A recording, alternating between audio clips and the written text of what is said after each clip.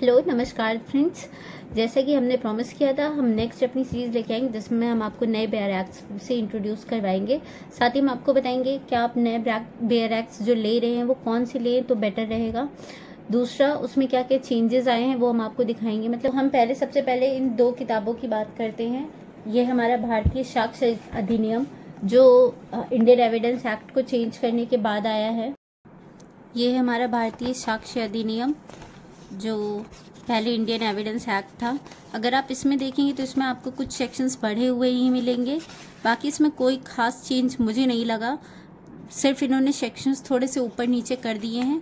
बाकी ऐसा कोई खास चेंज इसमें है नहीं।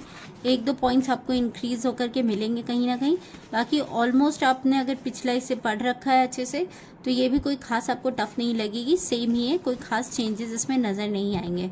दूसरा, अब हम चलते हैं अपनी दूसरी किताब की तरफ जो है हमारी भारतीय नागरिक सुरक्षा संहिता, जो पहले हमारी सीआरपीसी थी। अगर हम इसकी बात करें तो इसमें पहले से सेक्शंस काफ़ी बढ़ चुके हैं और अगर हम चेंजेस की बात करें, मैं आपको दिखाना चाहूँगी। पहले जो हमारे सेक्शन 2A में सारी चीज़ें अलग अलग ABC करके डिफाइंड थी, अभी उन्हीं चीज़ों को थोड़ा सा और चेंज कर दिया गया है। बाकी अगर कोई मोटा मोटा चेंज देखें तो इसमें भी है इसमें काफ़ी चेंजेस है। इसमें कुछ सेक्शंस ऐड हुए हैं, सेक्शंस की कुछ फेर बदल भी की गई है। ऐसे ही बाकी सेक्शंस भी आप देख सकते हैं इसमें क्या क्या मेनली चेंजेस आए हैं। हम आपको सभी की एक हल्की झलकियाँ दिखा देते हैं। बाकी अगर आप सेक्शंस की काउंटिंग पे जाएंगे तो आपको सीआरपीसी में कुछ सेक्शंस बढ़े ही हुए मिलेंगे। जैसे आप सेक्शंस की काउंटिंग का डिफरेंस देखेंगे तो कुछ डिफरेंस आ रहा है, बट बाकी इसके अंदर क्या है ये हम आपको आगे पढ़ के बताते हैं और समझाएंगे कि इसमें बेसिक से ऊपर क्या चेंजेस आए हुए हैं। बाकी ये बुक दिखने में कुछ ऐसी है। बाकी अब हम चलते हैं अपने तीसरे बेयर एक्ट की तरफ जो मेन मोटे मोटे चेंजेस आए हुए हैं, जिसमें सेक्शंस हमारे कम कर दिए गए हैं और कुछ नई चीज़ें भी ऐड ऑन हुई हैं। तो अब हम भारतीय न्याय संहिता की बात कर रहे हैं जो पहले हमारी आईपीसी थी। अब अगर हम इसमें जाएंगे तो यहाँ पे आप देख सकते हैं इसमें आपको काफ़ी हद तक चेंज मिलेगा। जैसे इसमें काफ़ी सारी चीज़ें ऐड की गई हैं। जैसे डेफिनेशन क्लॉज में इन्होंने एक चाइल्ड न्यू ऐड किया हुआ है जो हमारे पिछले सेक्शन में, पिछले एक्ट में नहीं थी। चाइल्ड की डेफिनेशन इन्होंने एक ऐड की हुई है इसमें। बाकी हम आगे चले तो इसमें आपको जो हम लोगों ने देखा था कि रेप के सेक्शंस चेंज किए गए थे। पहले जैसे हमारा रेप अलग सेक्शन में आता था, 376 में आता था, 375 में आता था, अभी उसको 63 में डाल। और आप देख सकते पहले क्रिमिनल कॉन्स्पिरेसी हमारी 120A और B में आती थी, अब वो शिफ्ट हो गई है 61A and B, 61 clause 1 and 61 clause 2 में। जो भी कुछ हम पहले अपने आईपीसी में पढ़ा करते थे अलग अलग सेक्शंस में, उनको काफ़ी हद तक उठा के सेक्शन 3 के जनरल एक्सप्लेनेशंस में डाल दी गई हैं। बाकी हम चलते हैं अपना, जैसे मैंने आपको अभी एक एग्जाम्पल दिया कि सेक्शन 63 में हमारा आ चुका है रेप, तो हम वो देखने चलते हैं कि वो कहाँ से देख सकते हैं आप। जैसे हमारी क्रिमिनल कॉन्स्पिरेसी में चेंज आया है, punishment for attempting to commit offence. और उसके बाद आप ये देख रहे हैं सेक्शन 63 में हमारा रेप और 64 में पनिशमेंट फॉर रेप आ चुका है, जो पहले हम 375 और 376 में पढ़ा करते थे। और गैंग रेप जो हमारा पहले 376D में हुआ करता था, अब वो शिफ्ट हो गया है 70 क्लॉज 1 एंड क्लॉज 2 में। पहले बीच में 2012 के चेंजेस के बाद भी हमारे और भी सेक्शंस ऐड हुए थे, उन सबको भी अब भी 70 में ऐड कर दिया गया है। जैसे कि 376DA को अभी सेक्शन 70 क्लॉज 2 में ऐड कर दिया गया है। फिर हमारे सेक्सुअल हैरेसमेंट जैसे जो पहले 354A में थे, अभी वो 75 में आ गया है। फिर 354B में हमारा असॉल्ट और use of criminal force to women with intent to disrobe था, वो हमारा 76 में शिफ्ट हो गया है। बॉयरिज्म जो हमारा 354C में था, now it's in 77 and stalking shifted to section 78 and section 498A cruelty is also shifted into section 86।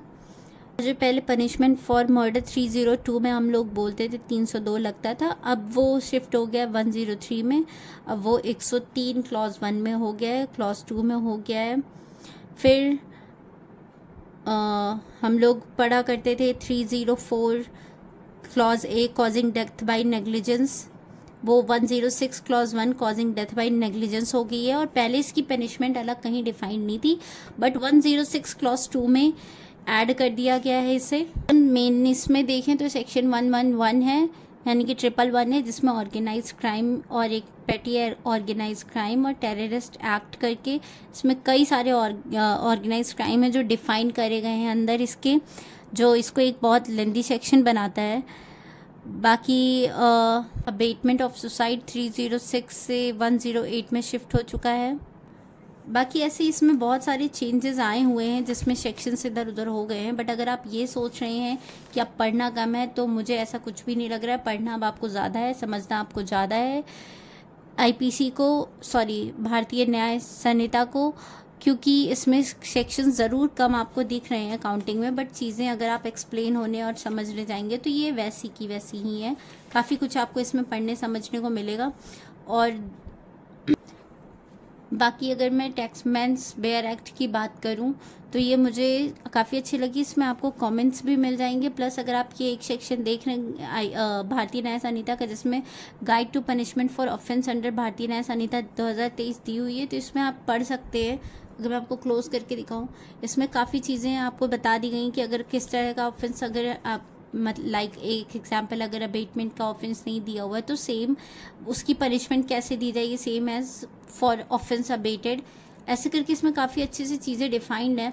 बाकी अगर हम सेक्शंस पे इसके जाते हैं, अगर हम इसके सेक्शंस पे जाते हैं तो इसमें आपको बहुत सारे इलस्ट्रेशंस भी मिल जाएंगे, साथ के साथ आपको नीचे एक्सप्लेनेशंस भी है इलस्ट्रेशन के साथ। साथ के साथ आपको इसमें यह भी मिल जाएगा कि कौन से कॉरस्पॉन्डिंग सेक्शंस को हटा करके यहाँ पे डाला गया है, डिटेल मिल जाएगी। कमेंट्स भी आपको इसमें अच्छी मिल जाएगी। सेक्शन 101 में क्राइम्स डिफाइन किए गए हैं, तो आप देख सकते हैं इसमें भी सारे क्राइम्स डिफाइन किए गए हैं।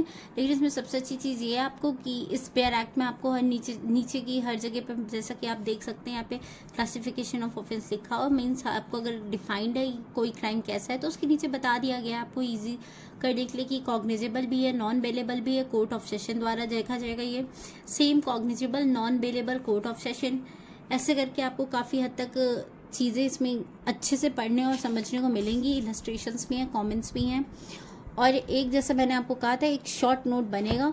तो ये रही आपकी, तो ये मैंने आपको आपकी तीनों बेयर एक्ट्स दिखा दी हैं, इनसे छोटा सा एक इंट्रोडक्शन। तो इसी सीरीज को कंटिन्यू रखेंगे और हम धीरे धीरे जैसे जैसे खुद इन चीज़ों को पढ़ते और समझते जाएंगे, वैसे ही आपके साथ भी चीज़ें शेयर करते जाएंगे और आपको दोनों में कंपेयर करके, या फिर और साथ के साथ दोनों में क्या क्या चेंजेस हैं, उन्हें कैसे समझना है, कैसे पढ़ना है, आपको आगे भी सीरीज में बताते रहेंगे। तब तक थैंक्स फॉर वॉचिंग, और आगे की वीडियोस आपको सबसे पहले मिल सकें उसके लिए बेल आइकन को भी दबाइए और प्लीज़ हमारे चैनल को लाइक एंड सब्सक्राइब करिए। Thank you.